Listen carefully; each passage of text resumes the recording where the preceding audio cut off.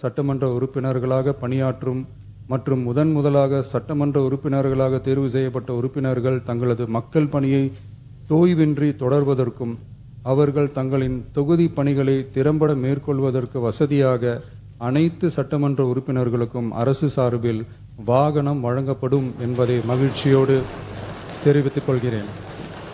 எனவே சட்டமன்ற உறுப்பினர்களுக்கு அரசு வாங்கி வழங்கும் வாகனத்தை பராமரிக்கும் விதமாக வாகனத்திற்கு ஓட்டுநர், எரிபொருள், வாகன பராமரிப்பு உள்ளிட்ட செலவினங்களுக்காக ஸ்ரீலங்காவில் அனுர சொல்லி பிரசிடெண்ட்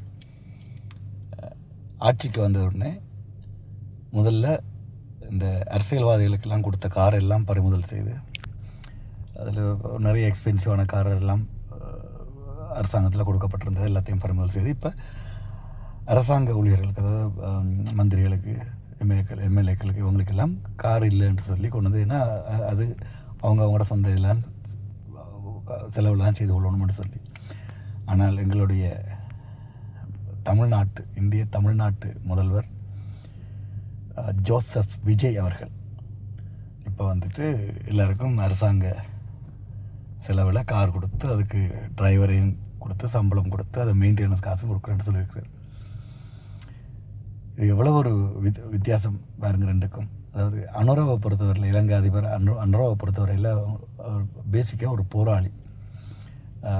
அது உங்களுக்கு எல்லாருக்கும் தெரிஞ்சிருக்கும்னு நினைக்கிறேன். அந்த காலத்தில் 60s 70s பிகினிங்கில் வந்து 72 நினைக்கிறேன், 68 ஆரம்பிச்சு 68 72 அந்த இதில் ரோவண விஜய் வேறு ஒரு போராளி, அரசாங்கத்துக்கு எதிராக போராளி. அதுக்கு பிறகு அவங்க இந்திய இராணுவம் எல்லாம் போய் அது அவங்கள உதவி செய்து ப்ளஸ் அவர் வந்து ஜெயிலில் இருந்து வெளியில் வந்து அதை வந்து சேக்குவாரான் இருந்த இயக்கம், அது அரசாங்கத்துக்கு எதிராக அது பயங்கரவாத இயக்கம்னு சொல்லி அதை தடை செய்து அது கைது செய்து அவர் வெளியில் வந்து அதுக்கு பிறகு ஜேவிபி என்ற கட்சியை ஆரம்பித்து அந்த கட்சியில் உறுப்பினராக இருந்தவர் தான் இப்போ இருக்கிற அனுரை.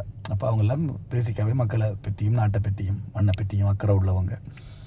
அவங்க எடுக்கிற முடிவுக்கும் அவங்க செய்கிற செயல்பாடுகளுக்கும் ஆட்சிக்கும் இதுக்கும் எவ்வளோ வித்தியாசம் என்று பாருங்கள். இதான் கூத்தாடிகளை கொண்டு வந்து ஆட்சியில் மக்களுக்கு நல்லது செய்யணும்னு விட்டோம் என்றால் இதான் நடக்கும். அனுபவிங்க, எல்லோரும் அனுபவிக்கத்தான் வேணும். இப்போ எவ்வளவோ தேவைகள் இருக்குது. இப்போ அவர் கொடுத்த உறுதிமொழிகளையே காப்பாற்ற முடியலை. இந்த 1000 ரூபா கொடுக்குறேன் அது கொடுக்க முடியலை. சிலிண்டர் அது நாங்கள் என்ன வாயிலேயே வடை சுடுறதுக்கு திமுகவான்னு கேட்டவர் இப்போ அவர் வந்துட்டு இதில் வடை சுடுறேன்னு தெரியல. சிலிண்டர் இந்த 3 சிலிண்டர் அதுவும் வந்துட்டு குறிப்பிட்ட ஒரு மக்களுக்கு மட்டும்தான். இப்போ 2 லட்சமோ சம்பளத்துக்கு வருஷத்துக்கு குறைய இருக்கிறவர்களுக்கு தான் அதுவும் 3 சிலிண்டர். இதுக்கும் அவர் எலெக்ஷன் அவர் வந்து ஆட்சிக்கு வர்றதுக்கு முதல் பிரச்சாரத்தில் வந்துட்டு எல்லாருக்கும் என்று சொன்னது. திமுக மாதிரி நாங்கள் ஆக்களை பார்த்து பிரிச்செடுத்துன்றது இல்லை. இப்போ வெளிநாடுகளில் என்று பார்த்தா கூட டோல் என்று சொல்லி கொடுப்பாங்க. இங்கே வேலை இல்லாதவங்களுக்கு வந்துட்டு ஊதியம் அரசாங்கத்திலேருந்து கொடுக்குறவங்க டோல்ன்னு சொல்லி.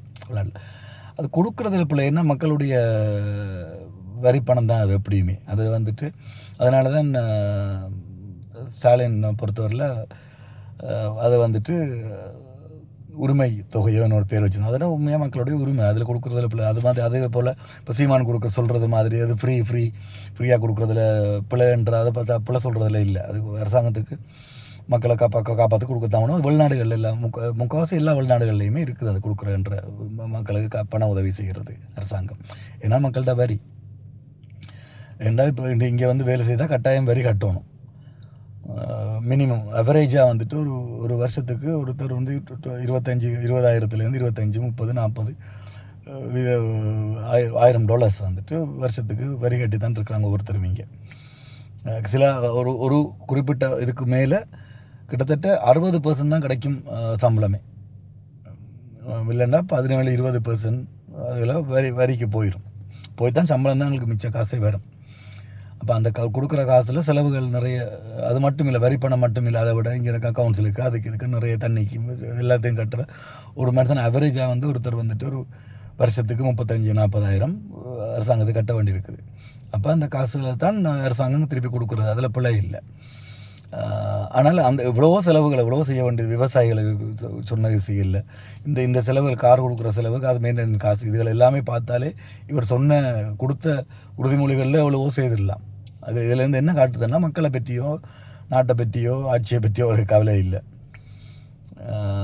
அவங்களுக்கு இனோவா கார் வேணுமா, இப்போ பென்ஸ் கார் வேணுமென்று ஒருத்தரும் கேட்டுட்ருக்குறாங்க.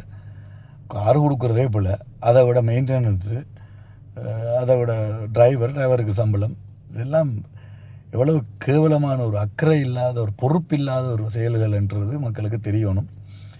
இதெல்லாம் அடுத்த எலெக்ஷன் வரக்குள்ள மக்கள் காட்டுவாங்கன்னு நினைக்கிறேன். மக்களை எடுத்தீங்கன்னு சொன்னால் எல்லோரும் அவங்க உழைச்சி அவங்களே கார் வாங்கி அவங்கள செலவுகள் அவங்க தான் பார்த்துக்கொள்கிறாங்க. அதே போல் இவங்களுக்கு செய்கிற வேலைக்கு சம்பளம் கிடைக்கிது, சம்பளத்தில் அவங்க தானே பார்த்துக்கொள்ளணும். இதில் பிரச்சனை என்னென்றால் நான் முதலும் ஒரு காணொலியில் சொல்லியிருப்பேன் என்றால் இந்தியாவில் தான் அரசியலை அவங்க சேவைண்டு ஒரு இதொன்று அடையாளத்தை குத்தி வச்சுக்கிறாங்க, சேவைன்ட்டு சொல்லி. அது அரசியல் சேவை இல்லை, அது ஒரு வேலை, அது அவங்களோட தொழில், அவங்களோட வேலை. அது சேவைண்டு வரக்குள்ள தான் இப்போ அவங்க சேவை செய்கிறதுக்காக அவங்களுக்கு கார் கொடுக்கணும். மற்றவங்க எல்லாம் இப்படி உழைச்சி கார் வாங்கி அவங்களோட செலவை பார்த்துக்கணும், அதே மாதிரி தானே இவங்க பார்க்கணும். அப்போ அவங்க சம்பளத்துலேருந்து கட் பண்ணுங்க, மாதம் கட் பண்ணுங்கள் சம்பளத்திலேருந்து குறிப்பிட்ட தொகையை. அது எப்படி அவங்களுக்கு மட்டும் கொடுக்க? அப்போ எல்லாருக்குமே நாட்டுக்கு அரசாங்கத்துக்கு சேவை செய்கிற எல்லாருக்குமே வாங்கி கொடுங்க கார் வேணுமெண்டா. அதனை இவங்களுக்கு மட்டும் வாங்கி கொடுக்குறது. அது மட்டும் இல்லை, இப்போ அனுர காரில் போகக்குள்ள அங்கே வழியில் நிற்கிற மக்கள் எல்லாம் வழிமறித்து அவரை பார்க்குறதுக்காக நிற்கிறாங்க. வழிமறித்து அவ்வளோ சிம்பிளாக கதவை திறந்து பேசுகிற பாருங்க.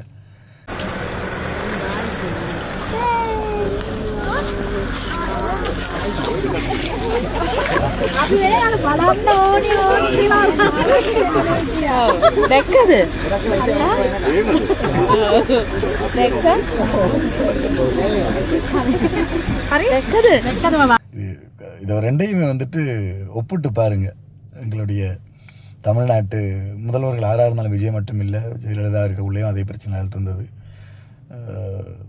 இப்போ விஜயெல்லாம் யோசிச்சு பாருங்கள், நிப்பாட்டி ஒரு மக்களை சந்தித்து கதைக்கிறது, அங்கே ரிப்போர்ட்டர்ஸையே பார்க்குறது இல்லை, கதைக்கிறது இல்லை, பதில் சொல்கிறது இல்லை, மக்களை இங்கே பார்த்து கதைக்கிறது. என்னமோ நடக்கட்டும்.